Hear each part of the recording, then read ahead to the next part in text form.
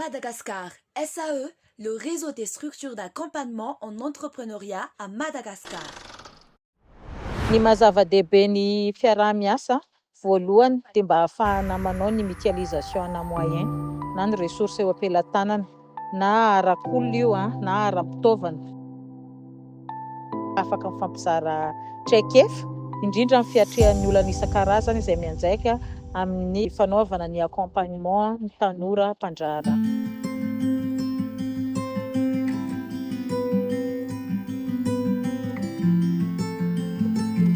Niara-niasa izay tamin'ny Organisation Internationale de Travail tamin'izay fotoana izay dia hanao accompagnement ana tanora amin'ny resaka insertion professionnelle. Izay moa zany manohana an'ireo PME hoe inona ny tena olana dia tao anatin'ny olana hitanay moa zany resaka ara-barotra. Ireo commercial an'ilay PME zany no fanina mba ahafahan'ireo mpiasa an'ireo PME ireo zany manana ny fahalalana ahafahany mampitombo ny varotra ho an'ireo entreprise madinika ireo zany.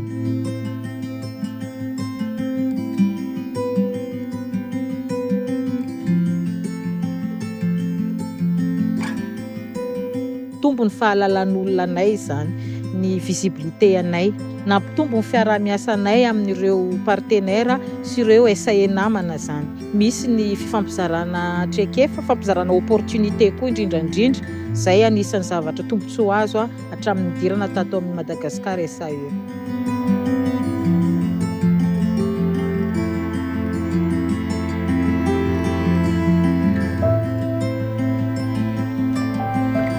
Mila manana objectif commun dia miara-manatratra ny tanjony samy mi-honorer ny engagement zany ny deux parties. Dia ny ankoatr'izay moa zany ny fampitokisana koa zany amin'ny samy SAE dia amin'izay fotoana izay zany mba tokony zavatra gagnant-gagnant zany ny fiaraha-miasa fa tsy misy tombo sy lahy hoe misy manatombo fahazahoana tombontsoa ao anatiny ao zany izany hoe miara-mitady ny tombontsoa iraisany.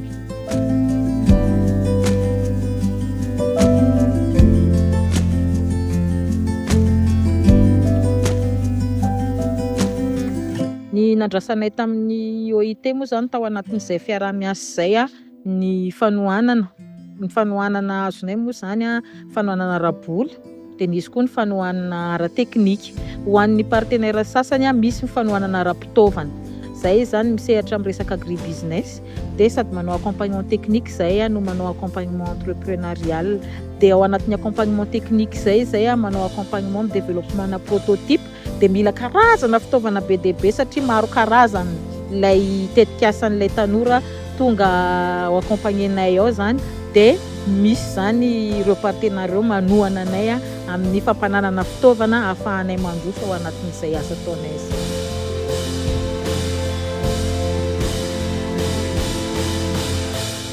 Sincérité indrindrandrindra, tsy tokony fanafinafina opportunité na fanafinafina problème zany fa tokony fampizarana izay zavatra iarahana misehatra eo zany mba ahafahana manatratra an'ilay tanjony iraisana.